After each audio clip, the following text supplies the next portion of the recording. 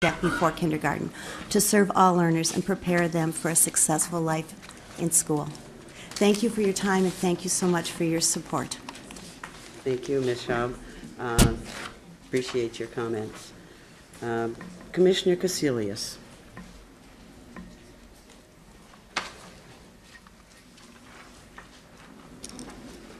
Madam Chair, members, thank you again for having me. I've had many opportunities to speak to the needs of Minnesota children in front of this committee, and I appreciate you giving me the opportunity. I understand I have 4 minutes, and there's a lot that we need to talk about over the next 4 weeks, but I'll be brief in my comments. Specifically, I just want to remind everyone that we can't let up now. The past 4 years, we've righted the ship as a legislature and with the governor's leadership. Why would we take the wind out of the sails now of achievement, and when we have a gust blowing at our backs with a $2 billion surplus?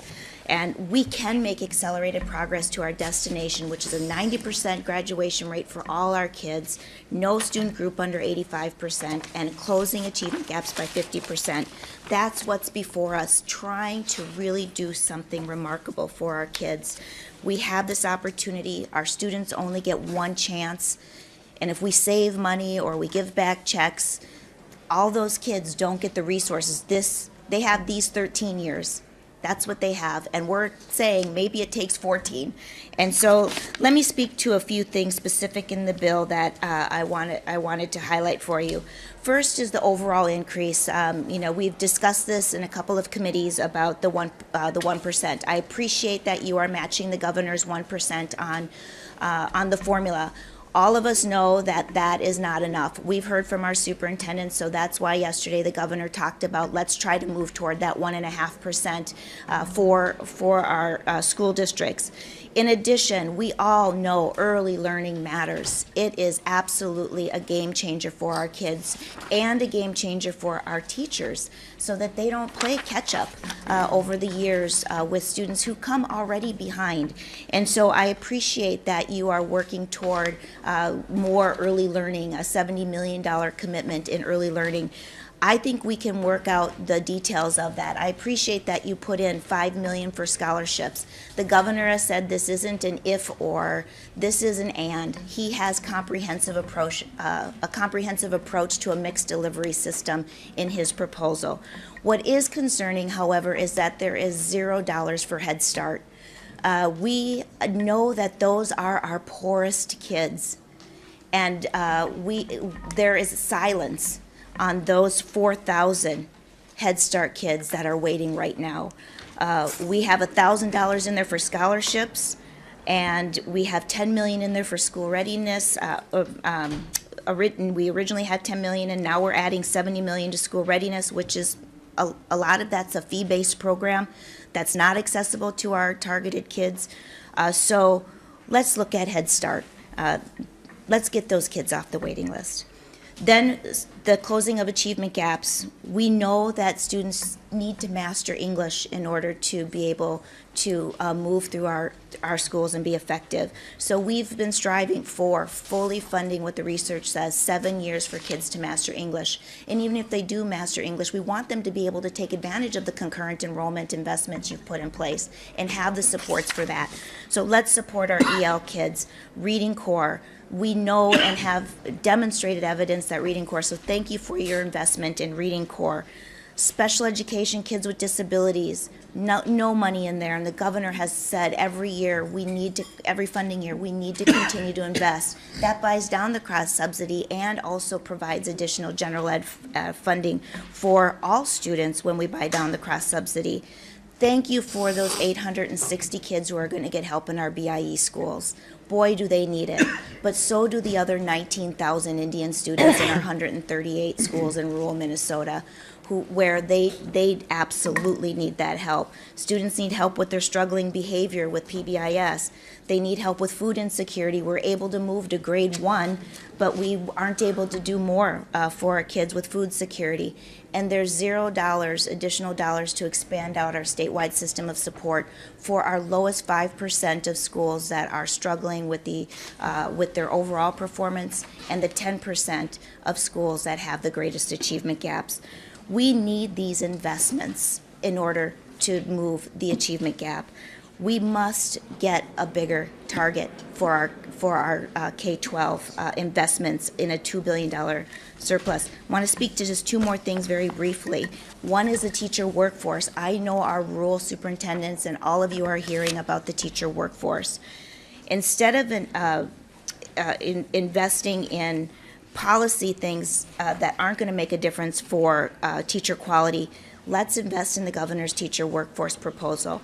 I commend you on your QComp proposal to be able to give those professional dollars for QComp and finally create an equitable system for teachers across the state in equalizing QComp. And then your Q investments for teachers of color. We know that teachers of color is about 3% out of our teachers, so stepping up your investments in Q are good. I noticed that you have a lot of programs in your budget that I think are mostly addressed toward innovation and closing achievement gaps.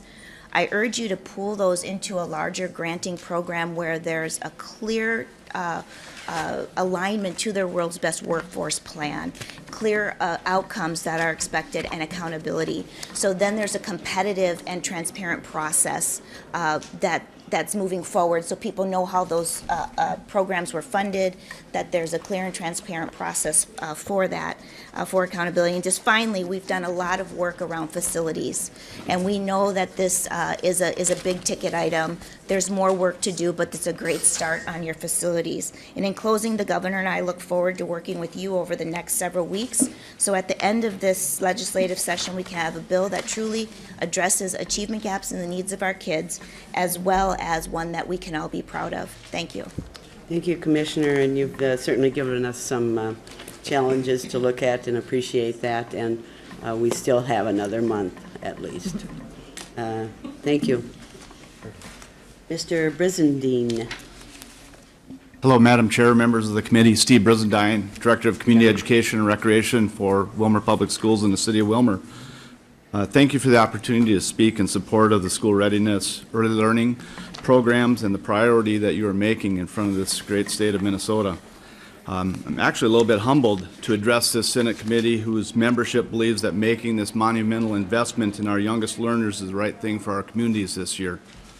Wilmer and districts across the state from Duluth to Laverne, Moorhead to Rochester, as well as the entire metropolitan areas of Minneapolis and St. Paul stand poised to serve our neediest students in this school-based early learning initiatives.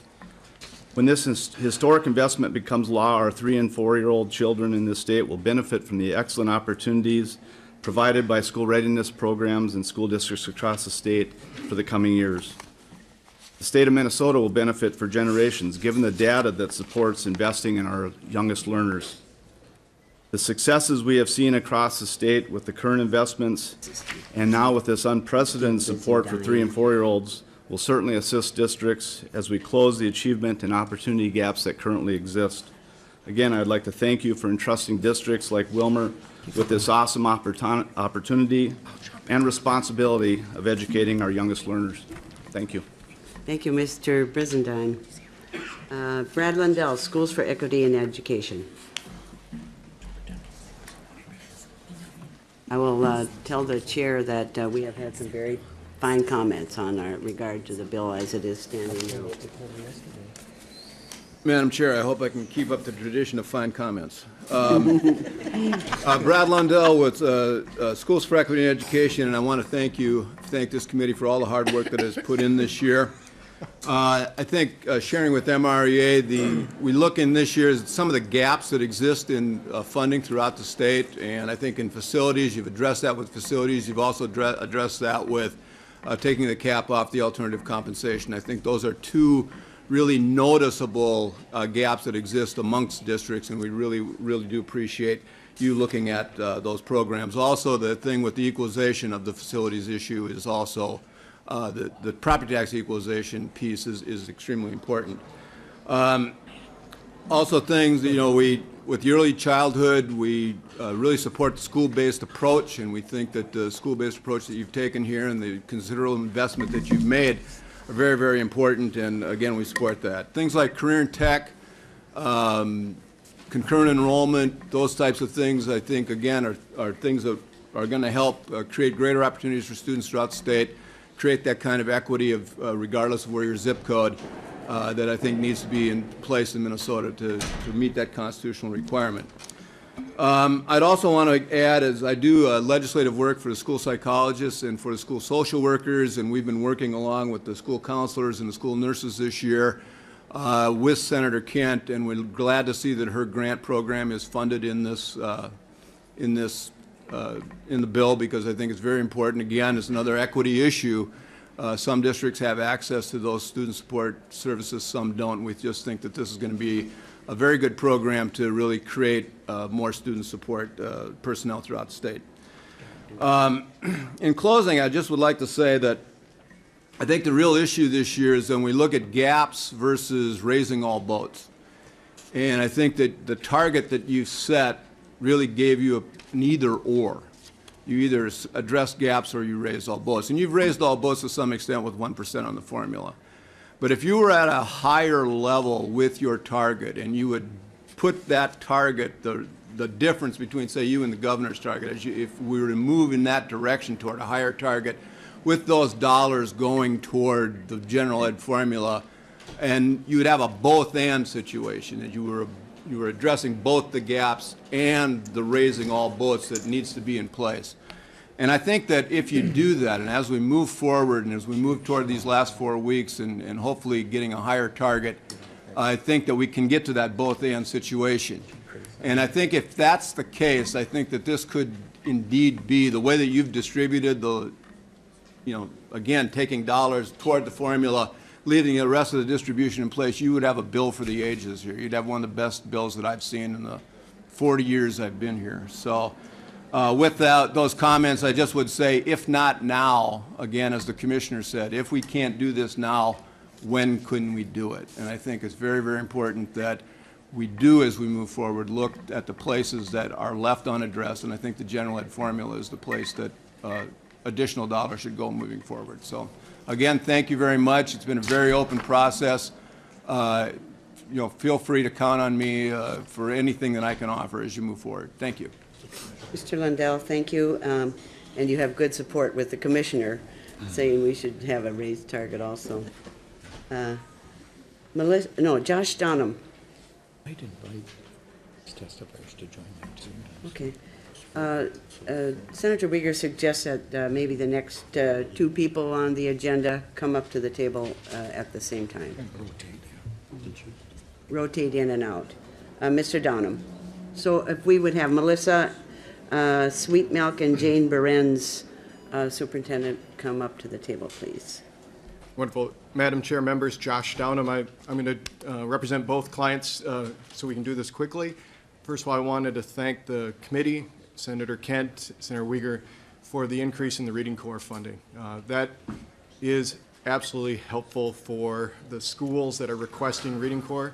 We had over 1,600 member requests from schools and pre-K centers this year for the coming school year, and this will help move us in the right direction, and would love to see the base continue to grow for that. So thank you, members. That will really help us move in the right direction. I also represent Minneapolis Public Schools, as you know, and we want to, again, thank the committee for their hard work, particularly around school readiness. The students that go through our High Five program, our 4-year-old program, those students, the American Indian students who are then go on to kindergarten, are 84% of those students are ready for K if they go through our school readiness program. If they do not go through our program, 38% are ready. And those kind of differences are across the board for all our racial ethnic groups. School readiness works, it closes the gaps, so thank you for that investment. Mr. Walsteth may cringe when I say this, but we also support the facilities aid and changes, despite the fact that Minneapolis actually does not get new money from this. As you know, Mark Bollinger, our facilities director, was one of the co-directors of that, and so we strongly support that. We feel that we know what it's like to have many old buildings and the needs to maintain those, and so we do support those dollars statewide.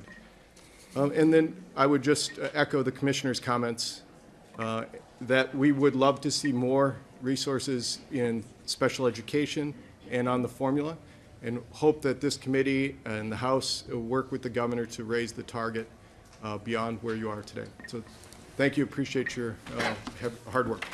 Thank you, Mr. Donovan. We appreciate your suggestions for the future. Ms. Sweet Milk. Good morning,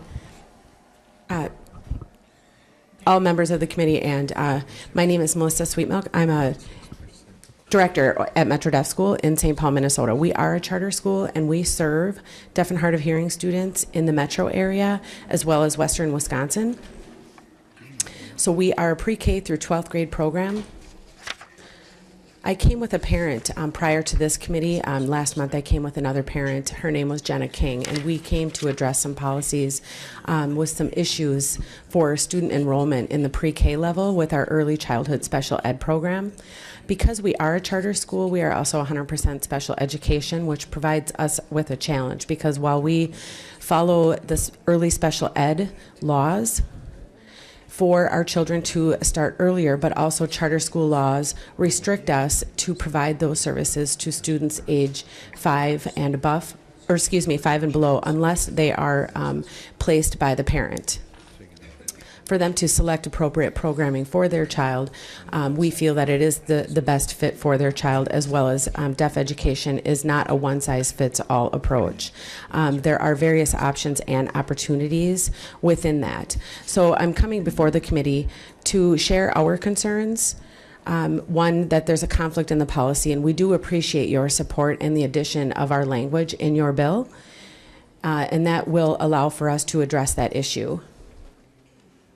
And it gives an opportunity for our children and families to have language acquisition before the age of 5, not waiting until later or until it is too late.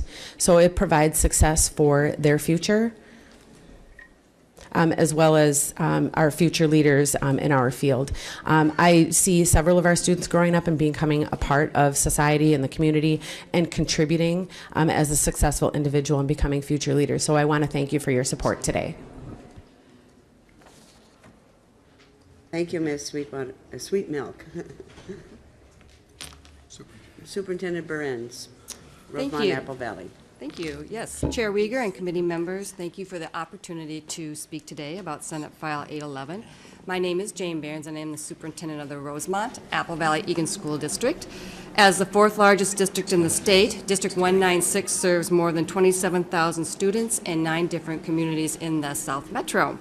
First, I'd like to thank you for the funding we received in the last biennium and for the addition of full-day kindergarten. The full-day kindergarten program relieved our parents of the fiscal burden of tuition for that second half of their kindergartner's day, and it's been fabulously successful. We have 2 children who do not have all-day kindergarten of our 2,000 kindergartners. Since I became superintendent in 2009, public schools have received 2 years of 0 increase on the formula, 2 years of 1%, then 1.5%, and 2% in the last 2 years. So with the exception of the last year, these have all been less than inflationary increases to the formula. Like many other public schools, we're no different throughout the state. This lack of even an inflationary increase required our district to implement budget cuts and request additional referendum from the support of our community. In fiscal years 2011, 2012, and 2013, District 196 implemented nearly $34 million of budget adjustments through frozen salary schedules, increased class sizes due to reductions in teaching staff, reductions to support staff and transportation services, elimination of certain programs, and increased user fees for all of our parents. Through these actions, an operating referendum, our community approved in 2013, we currently have a modest 10% fund balance. So we've not been able to bring back any of the services that we cut of that $34 million, and we have not had the opportunity to introduce the new programming that we'd like for our students. But I am proud to say that District 196 students continue to excel at high levels in academics, the arts, and athletics. We are asking more and more of our families, however, to provide the resources necessary to make these opportunities possible, which also means that some students are unable to participate in experiences that make up a well-rounded education.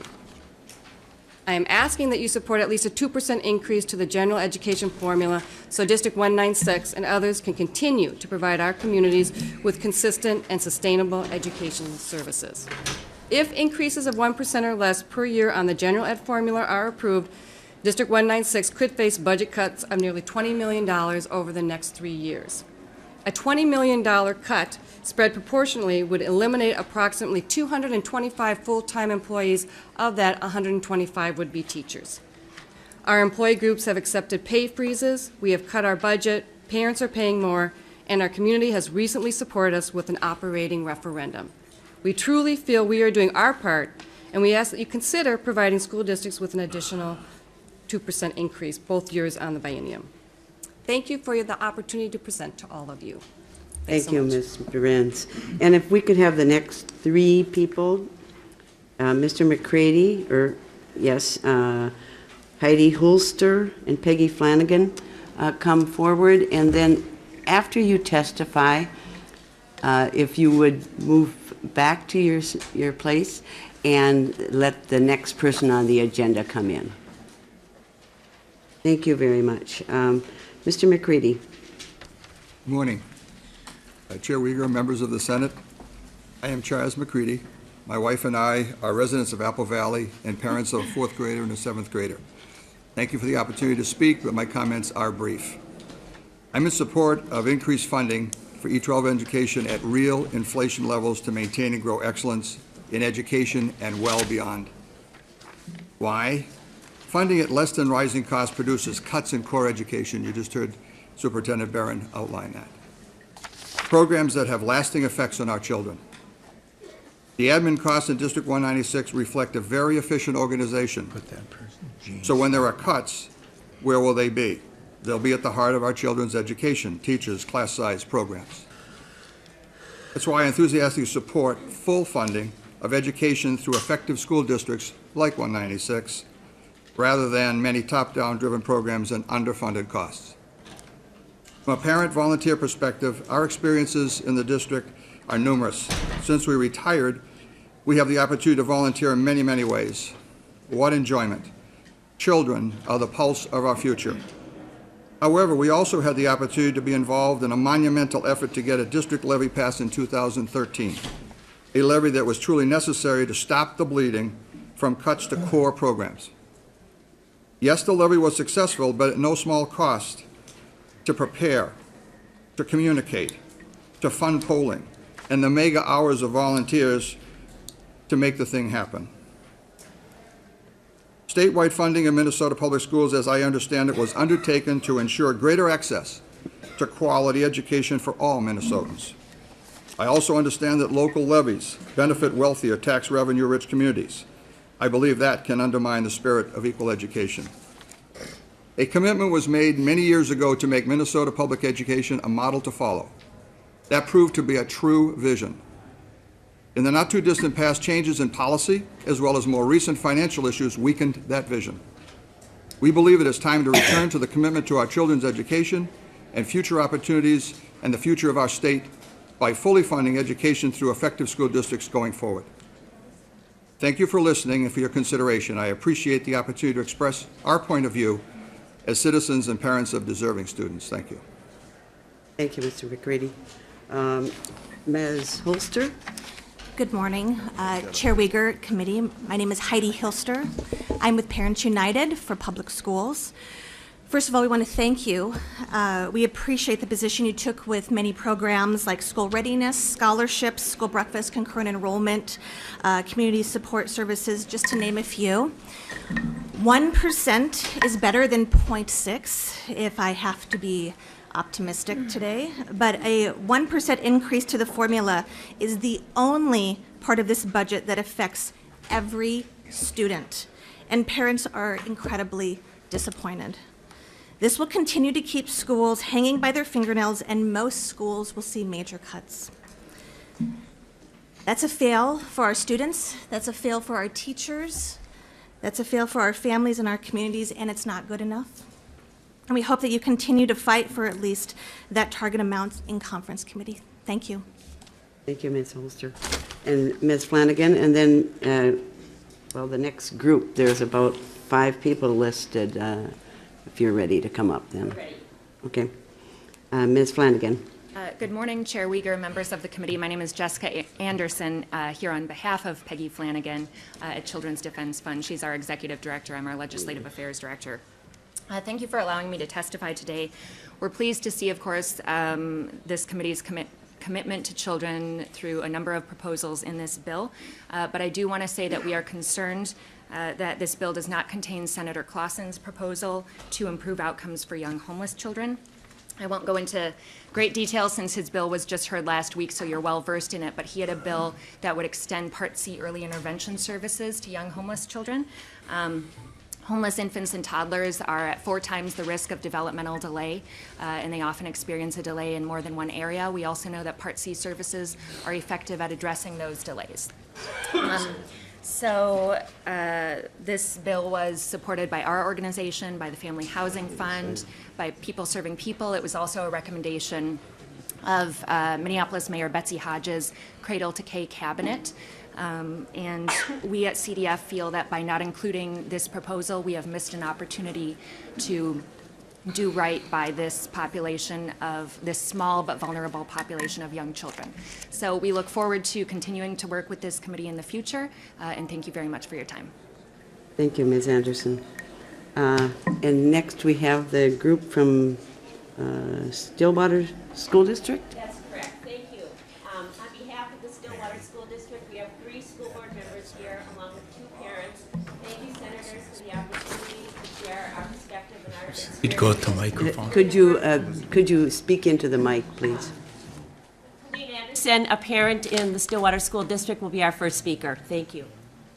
Colleen Anderson.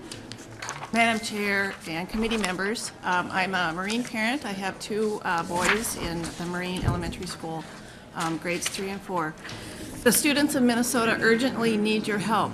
Please support a further increase to the basic general education formula to help restore adequate school funding statewide.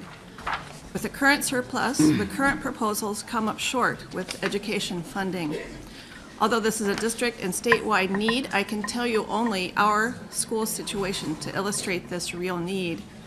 Once again, District 834, like many others, is facing a severe operational budget cut that will negatively impact the quality of education of our students. As you may know, Marine Elementary is a small school in the northern part of the Stillwater School District. Last year, because of operational deficits, our budget was cut by about $72,000. We lost some essential services like math intervention and instructional coaching, and other services were reduced. Nevertheless, we tried to be the little school that could, and we are now ranked number 2 in the state based on test scores and are nationally recognized. Unfortunately, this year, a Marine teacher has been cut. The administration is recommending that we go to a multi-grade classroom, replacing our trained teacher with paraprofessionals. With only 1 teacher per grade, this is devastating to our small school with the increasing rigorous state standards. In the scheme of things, Marines' problems aren't huge. This story is similar, and similar ones are repeating themselves in many communities and districts across the state. But the cuts are not to fat, they are to necessities. A 1% increase to the general formula doesn't keep up with inflation and will result in further widespread teacher cuts, increased class sizes, less technology, larger achievement gaps, and additional operating levy referendums. Thank you for your service. Thank you, Ms. Anderson. And go ahead and introduce yourselves, whoever you are. Yes, Mike Potashik, a school board member of 8 years, will start with the Stillwater talking points.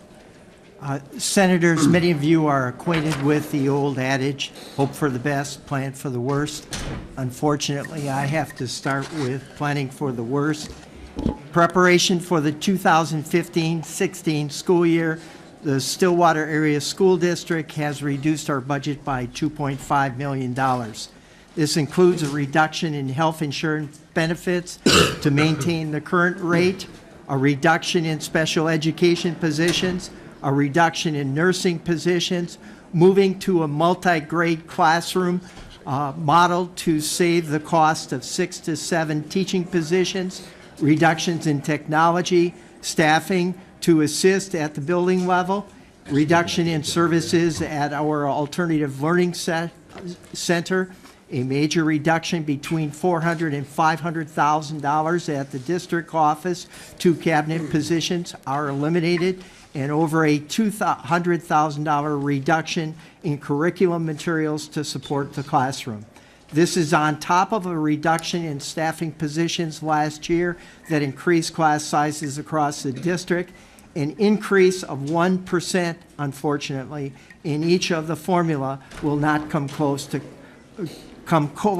closing the gap on those reductions. Next, Paula Laughlin, a first-year school board member. Good morning. Ms. Thank you for Laughlin. the opportunity to be here and speak before you this morning. As a school board member, I'm here representing hundreds and hundreds of parents in our community, but more importantly, the over 8,000 students that I have the honor and privilege of representing. And we have parents in our community who believe deeply and support public education, but they're growing increasingly disheartened at the lack of funding that has kept up with basic inflation. Unfortunately, we've been asked, and districts across the state have been asked to do more with less, and that simply is just not possible. We're seeing the impacts right now in our classroom and across the districts in the state that our students are feeling the impacts and the ramifications of being asked to do less with less. So we are advocating for an increase on the basic formula of 3% to help mitigate and ameliorate some of the cuts, the very deep cuts into the marrow of our schools that have already taken place. We believe with the surplus as it stands right now, this is the opportune time to, as Commissioner said, move forward with that momentum to not only expand opportunities for all of our students, but to give them the services and the support that each one of our kids needs to achieve. Thank you. And then lastly, my name is Kathy Buchholz. I'm a 10-year school board member, and I want to end on a very positive note. We, as an entire board, strongly support the continuation of the Q-Comp funding. We believe that all qualifying districts should have access, and it is the fair and right thing to do. And I want to thank Senator Kent and Senator Housley and Senator Stumpf for making sure that this is part of the bill, and we encourage you to keep this as part of the bill because it's the right thing to do for our teachers in all school districts. So lastly, we want to close with a parent, Kirk Hillquist, who is a Lake Elmo parent. Thank you, Kirk. Mr. Hillquist. Madam Chair, board members, thank you very much.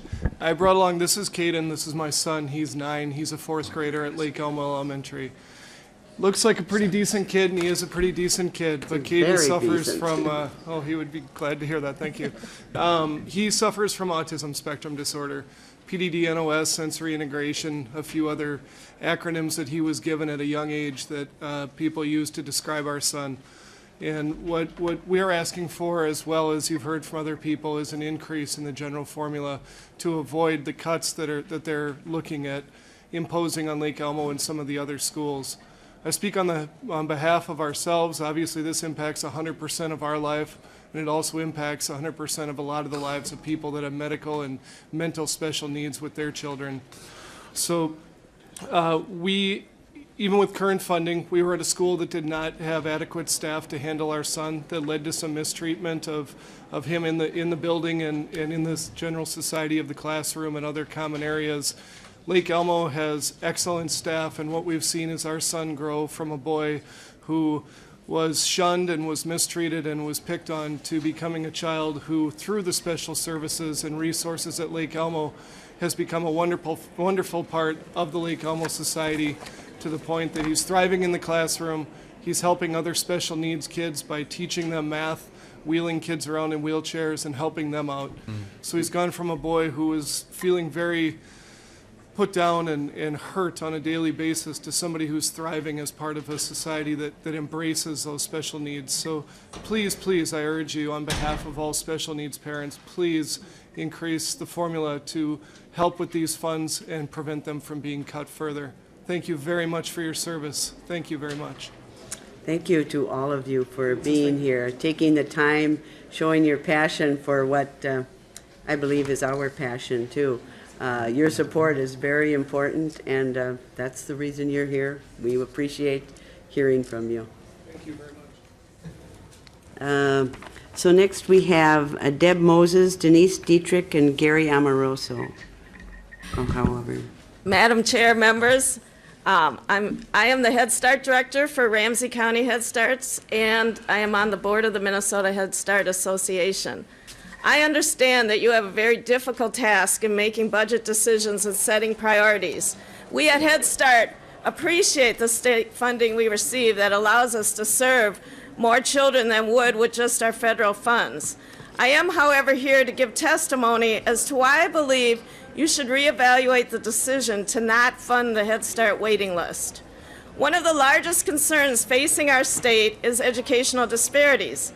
Head Start has 50 years of experience serving the families and children facing these disparities and doing so in a high-quality, comprehensive manner, which includes family services, health and mental health services, nutrition services, and high-quality education, developed to meet the needs of the children we serve within a highly educated workforce that is also representative of our families. We have parents in the audience right now, past and present, some of who have become our staff at this time. Two of our Head Start parents who are working for us right now and are here are actually working on their PhDs in educational policy. And I'm sure will go on to make a big difference in our state as we move forward with these discussions. Head Start works and we have the outcomes to show it. Statewide, Head Start gets 88% of its children ready for school. We also know a lot about the remaining 12% who are not ready because we're not willing to rest on our laurels. I do not believe any other early childhood program can make the same claims. Ramsey County's Head Start replicates these numbers with a population of children and families that speak over 30 languages and are facing extreme urban poverty. Recently, you've heard a lot about the outcomes of the Promised Neighborhood, that it's working, and it certainly is. We work well with the Promised Neighborhood, but what isn't often said is the outcomes from the St. Paul Promised Neighborhood in early childhood are Head Start outcomes. The majority of the children that have been evaluated and served have been served in our Head Start centers as well as in collaborative Head Start classrooms at Wilder and at Life Track. New Americans we serve from the Karen, Latino, Hmong, Somali, and many other communities, along with our established African American and American Indian communities, have come to Head Start because they choose Head Start. The 600 children in Ramsey County alone who are sitting on the waiting list, along with the 4,000 statewide, have chosen Head Start. Almost daily, I receive calls of parents who are either crying or yelling because they have to wait for Head Start. Those parents have chosen Head Start. No child should have to wait for Head Start, and you have the ability to make funding decisions that will ensure that happens and that more children receive the comprehensive services they deserve. Thank you, Ms. Moses. And I want to say that, of course, we know that the commissioner is very much in support of this, and your comments are coming forward to try to influence us here in the room and also outside of this room. So thank you for your comments. Thank you, Madam Chair. Ms. Diedrich. Thank you, Madam Chair. My name is Denise Dietrich, and I'm here on behalf of the Minnesota School Boards Association. As we have mentioned before, we represent over 2,000 school board members across the state, and they want to thank you for all your work on behalf of the 850,000 children in the state of Minnesota. We understand that each one of you does this because of your passion for public education, and so we want to thank you. I want to start out by saying that you did a lot with a little in this bill, and you actually touched on quite a few of the issues in the 2015 legislative platform. So I'd like to just mention a couple of those, and that would be addressing the deferred maintenance needs across the state. That was important to our members. Concurrent enrollment funding.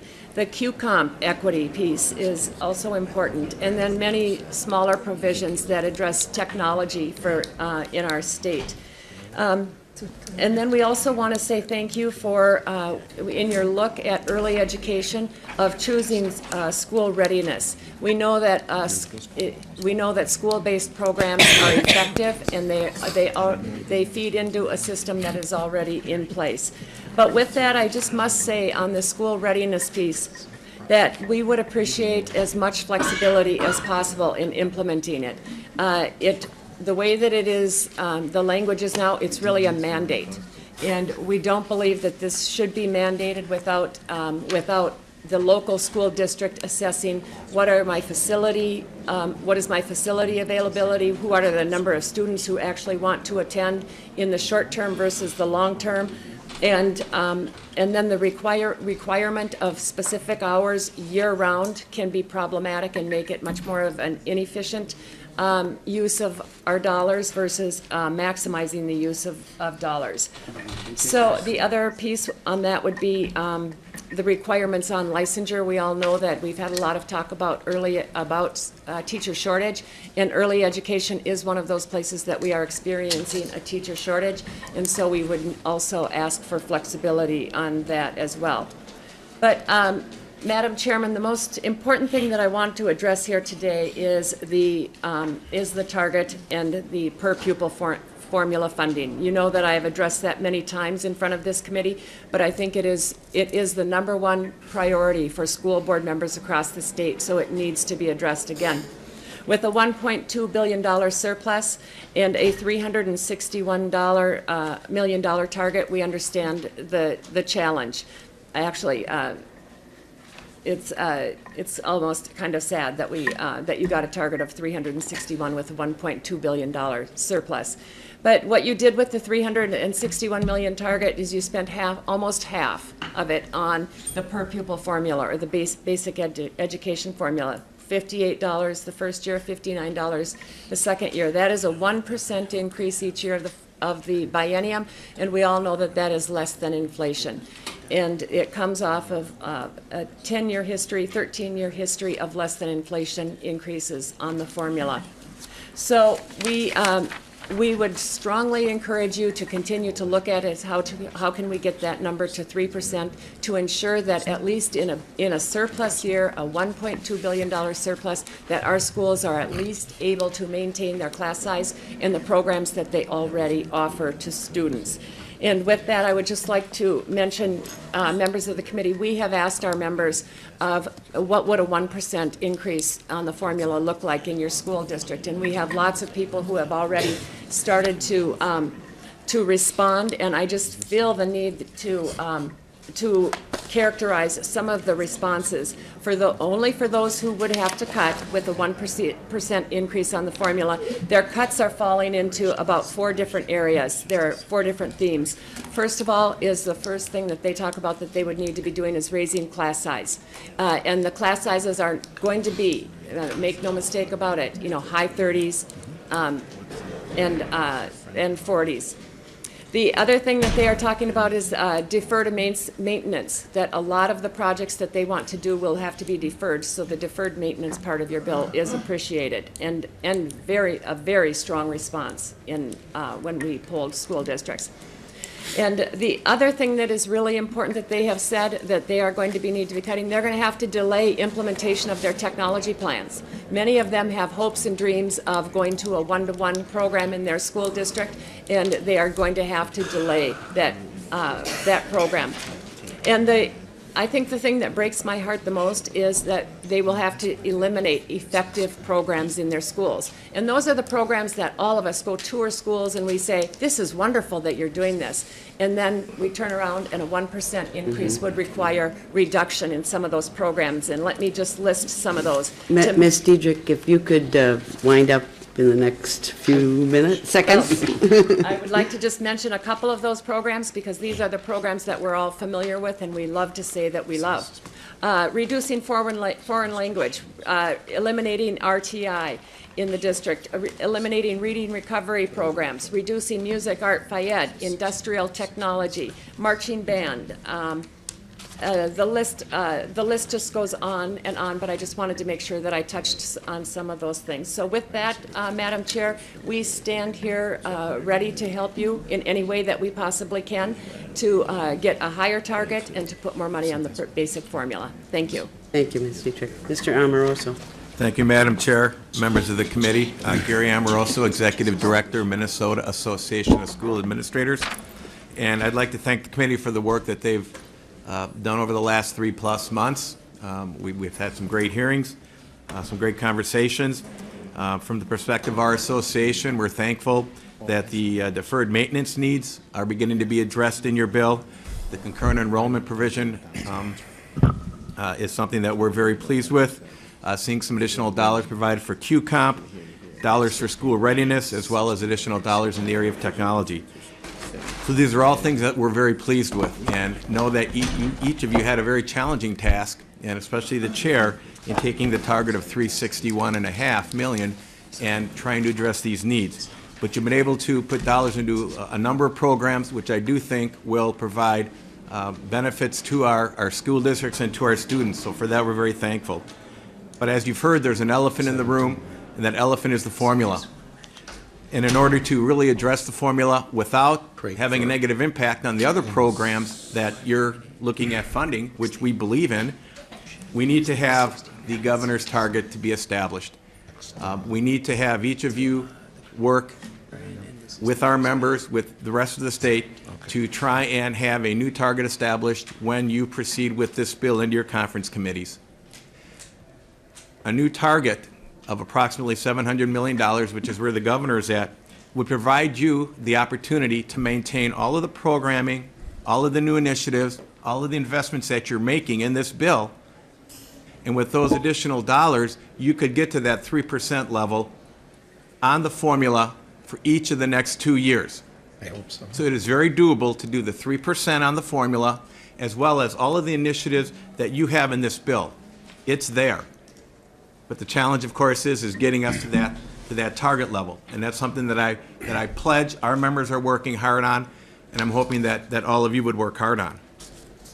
In essence, the formula is the gasoline that runs the engine. It would be a shame that if a bill of this nature was passed and all of these new programs were introduced and all of the additional dollars were provided to our schools in the areas of facilities and Q-Comp and school readiness, it would be a shame if a significant number of districts had to reduce staff and reduce programs in other areas. That's not what we want this session to be. We want this session to be viewed as a session where, with a surplus, the state continued its investment in public education.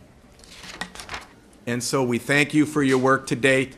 We know we've got 4+ weeks left, but we pledge to you to continue to work with our members to send the message to the entire legislature, to continue working with our governor to ensure that we have a higher target, which will enable you to continue to move forward with the programs that you've brought forth, as well as to provide the gasoline that the engine needs to run smoothly. With that, I thank you. Thank you, Mr. Amoroso. Mr. Cronquist. Thank you, Madam Chair. Members, Scott Cronquist with the Association of Metropolitan School Districts. And as we're rapidly approaching that point in the hearing where everything's been said, but not everyone has said it, I will try to move quickly. You're very astute. I do want to echo it. It's going to be hard to find some new themes here, Madam Chair and members, but we do want to thank you very much for some key provisions. The deferred maintenance is a key one, and there is a perception that that generally is for rural school districts, and quite frankly, there are a number of metropolitan school districts that will benefit greatly from that, so we appreciate that very much. Likewise with Q-Comp, and thank you, Senator Stump, for your leadership on this. It's critical. As we move forward with teacher development evaluation, we have to have the resources to effectively implement that, so we strongly support that initiative as well. School readiness has been mentioned. When that was first passed in the early 1990s, it was a national model. Other states were looking to Minnesota for what we were doing, and somehow then it dropped off our radar, and we've kind of forgot about it. And so thank you for renewing the commitment to school readiness, which it will help us invest in early learning and get all of our students ready for kindergarten. It's absolutely critical to closing the achievement gap, as you all know. So among others, well, I'm going to stop there in terms of the thank yous, and now just register just a quick concern, and that, of course, is the target. That's okay. And as has already been said, and you know, we know that you each hope for a higher target. I have no doubt that every member of this committee wanted a significantly higher target. And so we need to work towards that. We need the governor's level of funding that he has proposed, and we commend the governor for the target that he established for E12 education. Just to put a little face to it, we did survey all of our member districts and asked them, under a 1% formula increase, what does it mean for you for next school year? We just looked at the 2015-16 school year. Our 39 districts will be looking at $86 million shortfall, which will result in approaching 500 staff layoffs under a 1% formula increase. So clearly, we need to move beyond that 1%, and we can do that with a higher target. And so we look forward to working with all of you, the governor, the House, in achieving that higher target and wrapping up this session with a fantastic E12 bill. Thank you, Madam Chair and members. Thank you, Mr. Cronquist, and appreciate your offer of help. And Ms. Burr, if you would please come forward with the people that you have listed.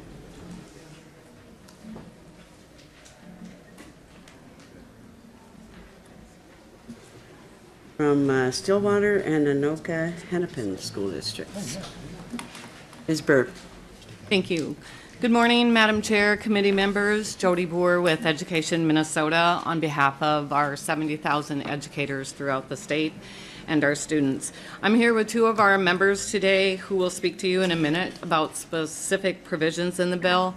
I just, on behalf of Education Minnesota and educators and what we try to do for the students, want to say wholeheartedly and echo some of the comments that have been made before, and thank you for the work that you have done, for the investments you have made in this bill for our students, our families, and our communities.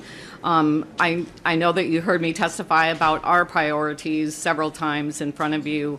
We had 4 main funding priorities this session, which were increases to the formula, teacher development and evaluation was also one, pre-K, and full-service community schools.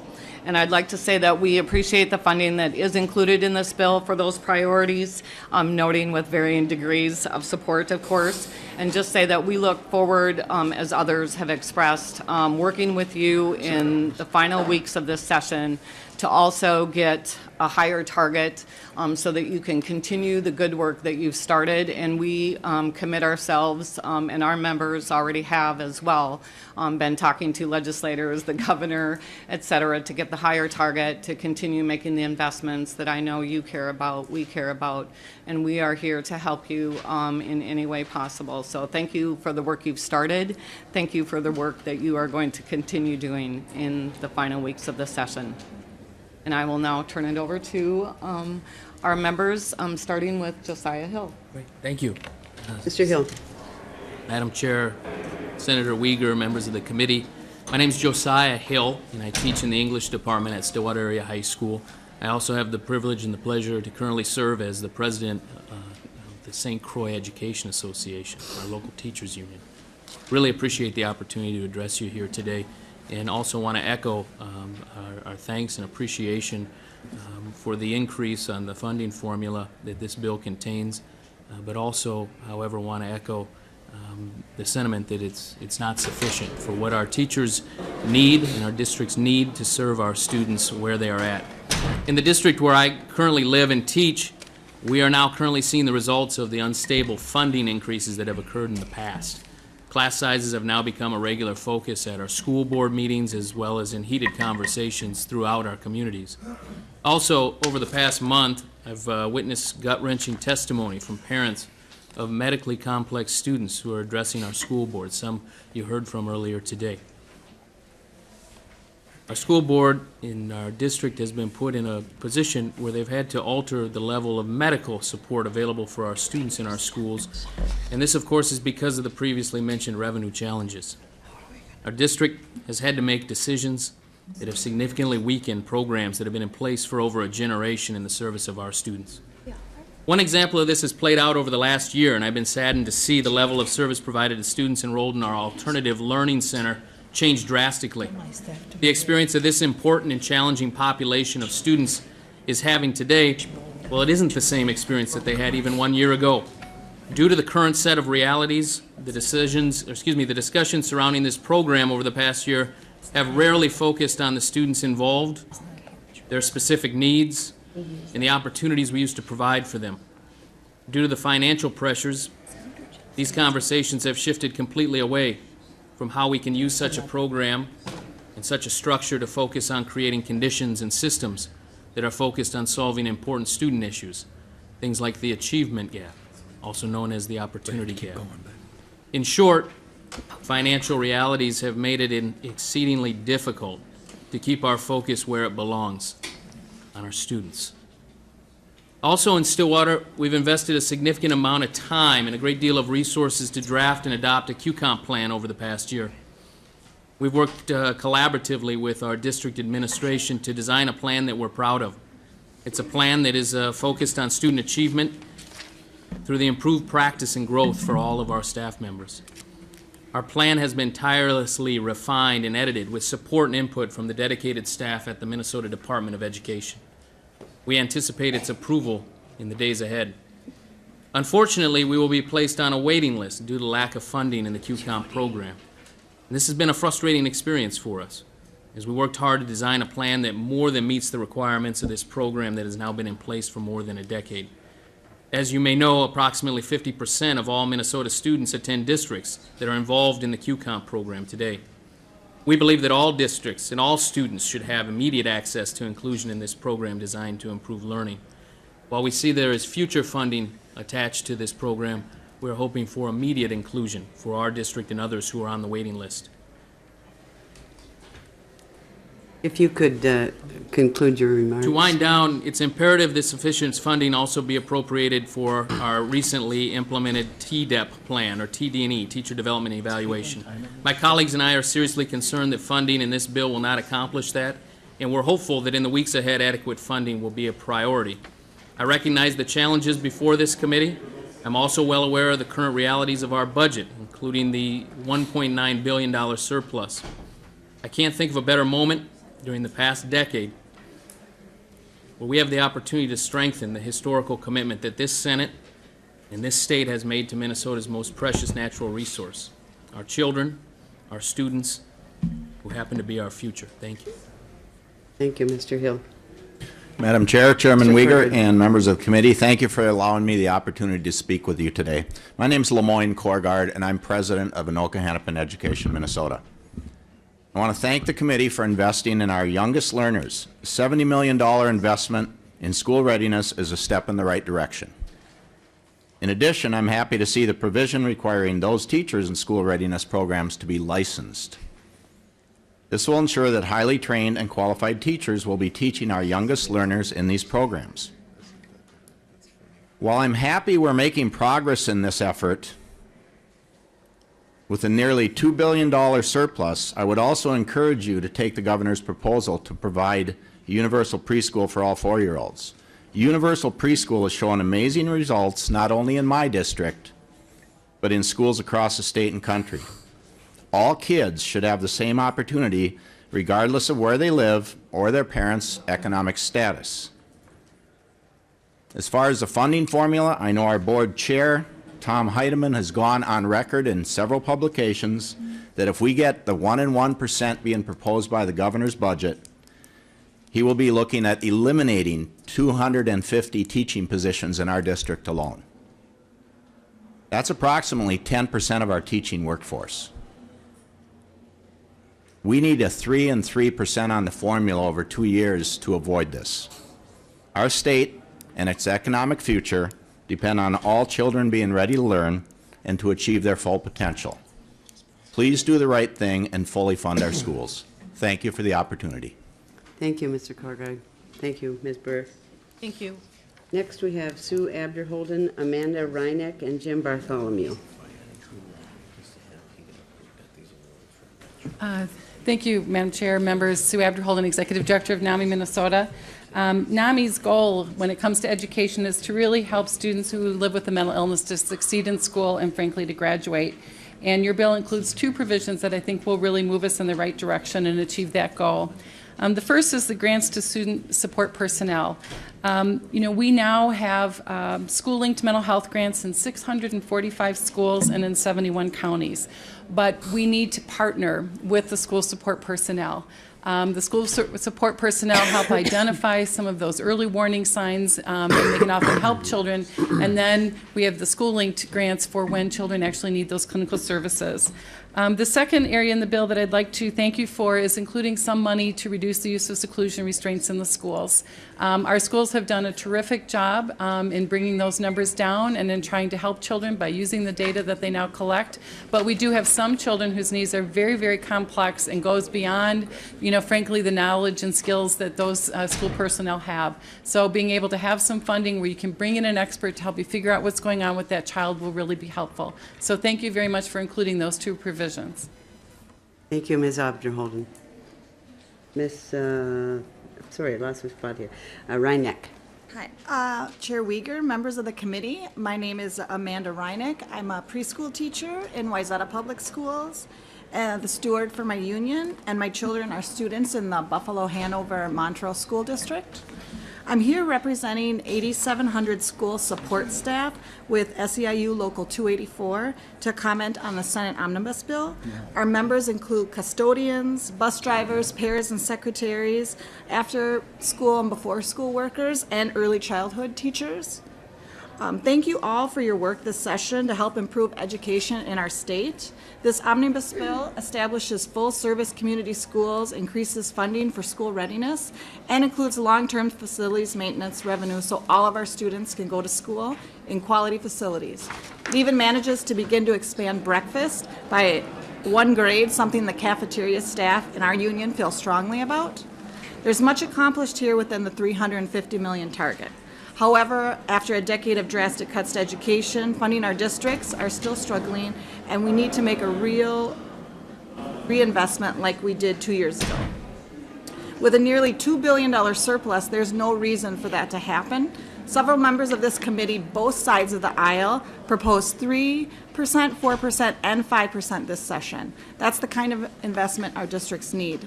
The focus of the session was supposed to be about Greater Minnesota. We are very happy to see facilities included so that districts like Buffalo don't have to go to the voters every time we need a roof repaired. We should also go further to fix the disparities in funding between metro districts. Unfortunately, Senate File 96, Equity for Non-Metro Districts, is not in the bill, even though it's a small, reasonable amount of money to expand metro equity for the 11-county metro. In addition, SF 604 disparity aid, which would provide more state funding for the bottom 20% low property wealth districts that are below the average in per pupil funding. This bill would go far in providing better support for schools in Greater Minnesota. I've seen firsthand what happens when we don't invest in education. Without properly funded school districts, we are gambling our children's education on the hope that voters will pick up the tab for our schools. This gamble is something that I find disturbing as both a mother and an educator, and Minnesota students deserve better. Thank you for your time. Thank you for your comments. Mr. Bartholomew. Thank you, Madam Chair. Members, my name is Jim Bartholomew with the Minnesota Business Partnership. First, we'd like to also thank Senator Wiger and each of you for all your work in putting together the Senate's education funding bill. Second, I'd also like to highlight some of the provisions in Senate File 811 that will help strengthen teaching and school leadership. A couple examples include changes to the QComp program. One is the result of Senator Stump's work, expanding the number of schools who can participate in QComp. The second is Senator Wiger's proposal to allow districts to use QComp funds to attract teachers to hard-to-fill areas and hard-to-staff schools. The Teacher-Powered Schools Grant Program is also a great opportunity to give teachers who want the autonomy and responsibility to design and implement instructional strategies that they believe will better meet the needs of their students. While the bill's focus on developing and empowering teachers is critical, Senator Clausen's provision, restoring funding for school leadership development, is also important. As you know, an effective leader is essential in helping to set expectations and working with teachers and others to ensure students succeed. The Principals Academy at the U provides development opportunities on a statewide basis. For students, your proposed increase in funding for concurrent enrollment programs will help expand needed post-secondary opportunities for high school students. And for younger students and their families, your support for the Northside Achievement Zone and the St. Paul Promise neighborhood will help them to continue make a positive difference for the families they serve. Finally, while we support the substantial increase in funding you're providing for early education services, we'd ask that you consider more of a balance between the increases for school readiness programs and the Parent Aware scholarships. Thank you for the opportunity to highlight some of the strengths in Senate File 811. And again, we'd like to thank you for your time and commitment to Minnesota students. Thank you, Mr. Bartholomew. Ms. Doslin. Thank you, Madam Chair and members of the committee. My name is Valerie Doslin. I represent the Minnesota Association of School Business Officials. And the Minnesota Association of School Business Officials, or more commonly known as MASBO, are back in districts right now, crunching numbers, trying to find every penny that they can to balance school district budgets and help meet school districts' needs. MASBO appreciates the work that you have done all session and appreciates the very hard task that you have with the target that you've been given. I do want to say, though, MASBO will continue to work with you and the other members in the education world to try to get a higher target. While 1% is certainly better than what we have in the House bill, 1% will not, as you've heard time again today, that 1% will not prevent cuts in school district budget and teacher layoffs. So we will continue to communicate that issue to our members and to have them contact their legislators, and we appreciate the task that you have on that. I also just want to highlight a couple of other items. MASBO appreciates and thanks you for the work, Senator Dahl and members of the committee, on the Facilities Task Force. There are a number of business directors on the task force, and the facilities recommendations are a priority for MASBO. And then lastly, thank you, Senator Clausen, for your work on concurrent enrollment. MASBO supports providing additional funding because many districts are paying for concurrent enrollment through their budgets. So thank you for the additional bump in that, and we'll continue to work towards trying to get that amount raised. Thanks for your time. Mr. Aronson. Thank you, Madam Ms. Chair. Doslin. And members, I'm Roger Aronson. I represent the Elementary and the Secondary School Principals Association. I want to say, as everyone else has up here as well, we think it's very important to acknowledge the work of this committee in putting together this omnibus bill. Nothing brings the Education Committee together like this time of the year when we're talking about the omnibus bill.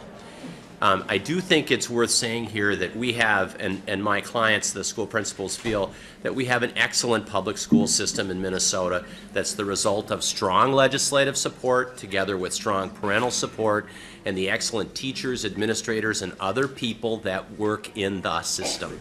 And that is in large part due to the work that we get out of this committee and other committees here at the legislature, and we value that and the resources that you've put into this bill to allow us to operate those schools. A few things that are very important to the school principal community, the college and the school provisions in here are really important to the secondary school principals, and we look at this as just an excellent move as we go forward to improve and strengthen that particular program. We like the changes very much that we're talking about in QComp and how to use those funds and expanding those funds. Those were important considerations in the legislative platforms of our principals group. We appreciate the Principals Academy and the support for that in the direction that we're going. And then we would echo the concerns of others as well. But Madam Chair, this committee is very well run. It is interesting to watch the across the aisle handling of issues in here. And those of us on the lobbying side of the table appreciate always the treatment that we get here from you and the staff. So thank you, Madam Chair. Thank you, Mr. Aronson. You've made some friends. Ms. Keefe. Thank you, Madam Chair and members. My name is Elaine Keefe, and I'm here on behalf of both the Minnesota Library Association and the Information Technology Educators of Minnesota. As I've indicated in the past, the two organizations have a joint platform. And first of all, I want to say thank you for the increase in regional library basic system support. It is badly needed, and we are very, very grateful for it. And I want to especially thank Senator Stumpf, and even though he isn't here right now, Senator Saxhog, for introducing bills on this subject. I also want to thank you for the increase in telecommunications equity aid for schools. This, too, addresses a great need. And finally, we strongly support an amendment that, as Senator Wiger indicated, will be offered tomorrow to add some language from the governor's supplemental budget amendment that you heard last week to reform the way regional library telecommunications aid is distributed. We did work with the department on this and made some minor changes to the language, and we're very happy with the result. And we urge you to support that amendment tomorrow. I also want to speak very briefly on behalf of the Coalition for Children with Disabilities. I want to echo what Commissioner Casilius said about the need for increased funding for special education and also for expanding positive behavior intervention and supports to more schools across the state. As you negotiate the final education bill with the governor and the House, we hope you will consider increasing funding in these two areas. And finally, I want to thank you for including the funding for reducing seclusion and restraints, as Ms. Abderholden mentioned, in the bill. We really appreciate that, so thank you. Thank you, Ms. Keefe. Next, we have Ann Hunt, and then we have Ann DeGroat and Jane Stockman. Madam Chair, members of the committee, I'm Ann Hutton. I'm the Executive Director of SELCO, Southeastern Libraries Cooperating. It's headquartered in Rochester. And I came this morning to tell the committee thank you. The Regional Library Basic System Support Formula has been in effect since 1991. In that 25-year history, we've experienced a number of radical changes in library service. The bill that was offered by Senator Stump addresses some economical issues and some volatility in the formula. My compliments, my thanks to the chair and my authors of this bill, as well as the committee members and the staff for working very hard. I know the targets were tight, the funds were even tighter, and to find dollars in this budget to make the Regional Library Basic System formula change almost a reality, I really appreciate it. Thank you. Thank you. Identify yourselves for the record. Go ahead. Good morning, Madam Chairperson and members of the committee. My name is Ann DeGroot. I work for the Minneapolis Youth Coordinating Board, but I'm here today representing Ignite After School, which is Minnesota's after-school network. And I'm here to thank you on a beautiful day, looking forward to a beautiful weekend, for including funding for after-school programming in this year's budget. I don't think I need to tell you, most of you are parents, some maybe grandparents, the importance of after-school programming for our children and young people. And it makes a big difference in the way that they can complete school and in activities and projects that they can learn that are not necessarily included in the school day. I'm here today for Carrie Dennis and Kuneen, who's our executive director, who is at a conference on STEM and after school, working on ways to increase science, technology, engineering, and math work in after-school programming for our children in the state. And this funding will go a long way toward helping our professionals work with more young people in a more stable and consistent way over the next 2 years. So thank you for your support. I'm of the understanding that there's nothing in the House side of the bill, so I look forward to assisting in any way we can with the conference committee in ensuring that this funding remains in the budget. Thank you very much. Thank you. Ms. Stockman. Madam Chair, committee members, my name is Jane Stockman, and I'm the Associate Director of the Minnesota Council on Economic Education. And on behalf of the Minnesota Council on Economic Education, we would like to thank you for the inclusion of economic education in the omnibus bill. The appropriation will allow us to expand our programs in economics and personal finance education to teachers across the state through expanded online professional development and building a master teacher's corps. Through these programs, teachers throughout Minnesota will be taught by exceptional teachers and will be equipped to deliver top-quality economic and personal finance education to our Minnesota students, ensuring that all our students acquire the critical thinking skills in understanding how the economy operates, opportunities within it, and paths for personal fulfillment and success. Understanding of economics and personal finance is essential for college readiness and workforce development. In closing, Madam Chair and committee members, I would like to read a testimony from one of our teachers who has greatly benefited from professional development in economics education. He states he's from Melrose, and he teaches in Melrose area schools. Do you wish to give his name? Or? Sure, Adam Rushmeyer. When I graduated from college, my intention was to be a history teacher. I had no interest or background in teaching economics. I had only taken one undergraduate survey course in economics. Then the teacher that was teaching economics in our high school left, and it fell to me to teach these classes. I was not prepared at all for the task. Almost 10 years later, I have come to believe that exposing high school students to the economic way of thinking is perhaps the most important mission of a social studies teaching department. The Minnesota Council on Economic Education has helped me to introduce more than 1,000 Melrose area high school students to an economic way of thinking over the past 8 years. These students are better thinkers and better decision makers because of it. Thank you very much for your support. Thank you. After Ms. Sandvig, we would have Mary Doherty, Holly Craigworth, and after that, Jane Lee. That's it. That would be the end of the speakers who have requested to speak. Mary, no, Linda Sandvig first. Madam Chair, I'm Mary Gilbert. Oh, Mary. Although yes. people do confuse us all the time. I do. They used to refer to us as the Bobbsey twins when Linda lobbied for the Minneapolis School District, and sometimes something else when they didn't like us. Yeah. Madam Chair and members of the committee, I do want to thank you. I know that this committee had a tough job trying to put together a comprehensive and balanced bill given its target, and like the others before you, I just want to pledge our school community and our teaching staff and non-licensed staff to help you come up with a better target over the next 4 weeks. The school readiness and commitments to taking the cap off QComp and concurrent enrollment will be critical for us. We do have a large waiting list, and there is a stark difference between the students that attend our pre-K program and upon entering kindergarten and the ones that don't. Our concurrent enrollment population also, our kids don't have as much easy access to PSEO because they don't have the transportation and the ability. So the more that we can offer as far as credit-bearing courses while they're in high school is a much better step up for students on their way to getting an associate or post-secondary degree.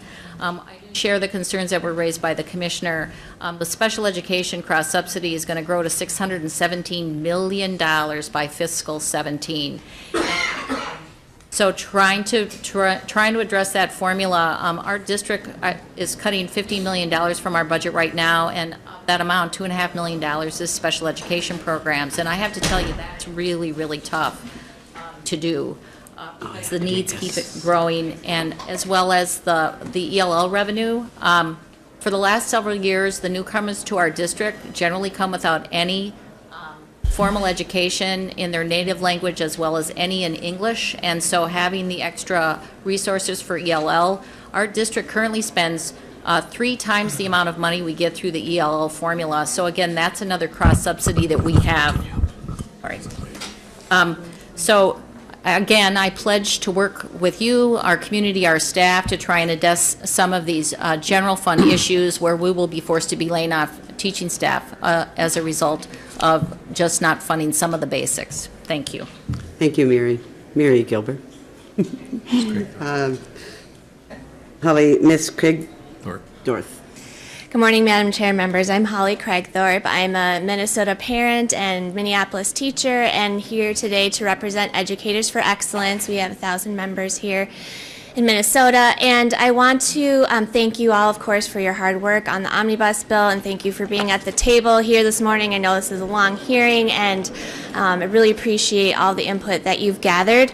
I want to express my concern for something that I don't think has been discussed today, and that is teacher preparation. We know that none of these bills will matter if we don't have effective teachers in the classroom, and in order to have effective teaching, we need effective preparation. I know that most teachers in the United States are in their first year, and I'm not sure what the statistic is for Minnesota teachers in their first year, but students simply can't afford to have teachers in a classroom, even if it's a classroom of 20 students or fewer. In an ideal situation, they just can't afford to have teachers with inadequate or irrelevant preparation.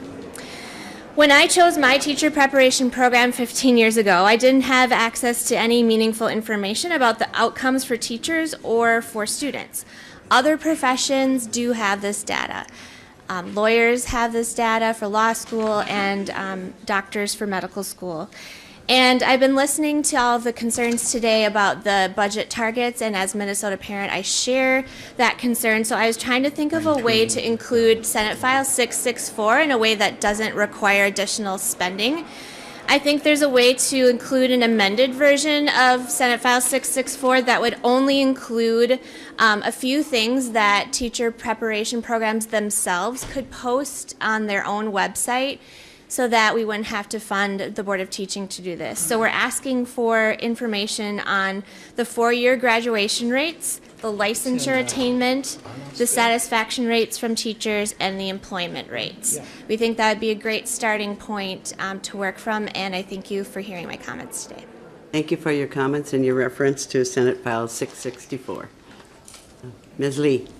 And then Mr. Dominguez, if you would want to come forward, please.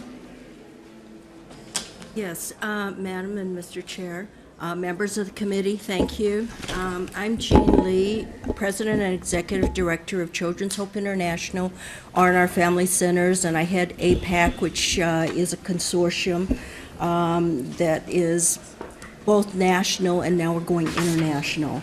I also wanted to mention that I'm a former Fortune 500 corporate auditor, and I've been looking at how these bills have been put together as far as how they address what they call the world-class education system and getting K through 12 and students at the right level into meaningful jobs.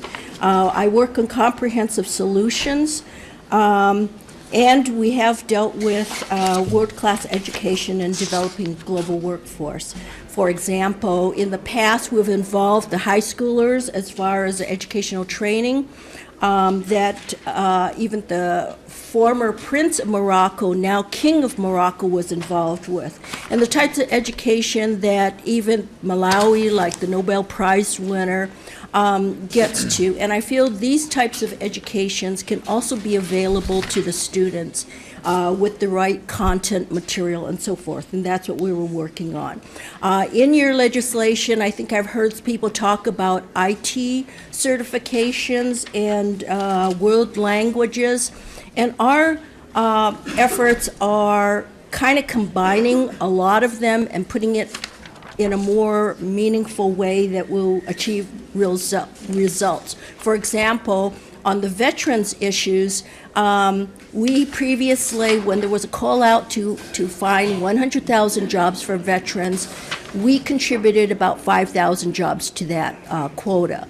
And so when you're talking about having these students reach meaningful jobs, we feel that we have some real methods as far as using or getting that way. And we have a long list of partners. I give you a brief memo on some of the partners we have. And in the IT area, for example, I'm at the Medical Devices Conference, and I see where we can incorporate students as a part of that and also into the entrepreneurship that they're doing there. And we have more than the list as far as partners that we're developing. And I invite the schools to participate with us, and they can see me later. I believe we have the answers as far as what the governor's talking about in the world's best workforce. I also want to talk about, and I didn't have for you the maps, but it's been in the Health Committee, as far as all the shortages as far as professionals in all the areas, in all the counties across Minnesota, both in primary care, in other mental health and other areas. And our solutions actually address all these areas. Ms. Lee, we appreciate your comments, and it certainly sounds like something we will want to look at and study during the interim or next session. But if you could finalize your comments, please. Okay, I submitted to you as far as some bills. One is in the legislature now in another committee related to a workforce coalition, and the other was previously related to how they serve veterans and families. And so what we are saying is that there's still gaps in the types of services in our K through 12 area that we need to revamp some of the content. And this is why I'm proposing that, the groups work with us as far as accomplishing that. And just that if these are, so that you could see how much the targets were that they were looking for, and that what we were looking for was a nominal amount as far as getting things rolling, because we have a unique certification that not only is it a dual certification for high school and college, but we have some international people over from other countries that we're now talking of international certification applying and professional certification. So, and then as far as the ones you are providing funds to, they, like I say, can be as far as a part of this program, but also. If we could talk about this maybe Okay. sometime in the future again. Yes, thank you. Appreciate your comments and sharing your information with us that you did distribute. Thank you. Thank you. Mr. Dominguez. Thank you, Madam Chair, Mr. Chair, and members of the committee. It's been a long time. My name is Augustine Willie Dominguez. I'm a former state representative here in the House. I just wanted to speak on behalf of Head Start. I'm currently with Head Start at this present time. And the reason why I came forward is because I didn't see any funds allocated to Head Start at this current time. And I think that we need to take a look at that, because we're hurting our most vulnerable children here. The ones that really need the support are low-income Head Start children. Those are the children that are needing to get a great start in our life. We talk about moving forward with the achievement gap. We talk about different areas as far as training. We talk about people in the higher educational, but we must also look at those that are just beginning to start their education in their lives. These are the Head Start students that come out from toddlers all the way up to 5th grade. I just want to address that because I think it's really a life-saving issue here with our toddlers, our Head Start children. This is something that we've been talking about for years and years and years. And when I see there's no funding allocated to Head Start, it really hurts me to the heart. Not only because I work for Head Start, it's because I've been fighting for these programs when I was in the House. And I see that the need in all of our communities, it's just not some communities, but all our communities need to have a Head Start, because that's where it begins with all of our children. So again, I thank you for addressing this committee, but please, please, look at all these areas where we can possibly put some dollars into Head Start. We're willing to work with you. We're willing to do whatever possible. But again, let's look at Head Start as a way to really achieve the achievement gap. The low-income people, the minority people that are struggling to get their education. And if I know all of you, it's in your heart. I know all of you have children one time or another. And you want the best for your children. So again, I thank the committee for the work that they're doing, but please look at the gaps here, and the gaps here is Head Start. Let's look about putting some dollars in there. You heard from the commissioner, you hear from the governor that he wants money into those programs. So again, thank you for your time, and I really appreciate it.